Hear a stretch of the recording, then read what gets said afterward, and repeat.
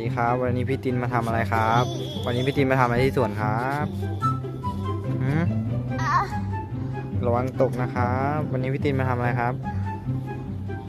ยี่ชิงบินครับ เอามาดูเครื่องบินเหรอครับ วิเดี๋ยวเช้าละ โอ้โห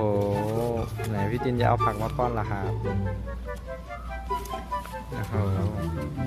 ระวังตกนะครับ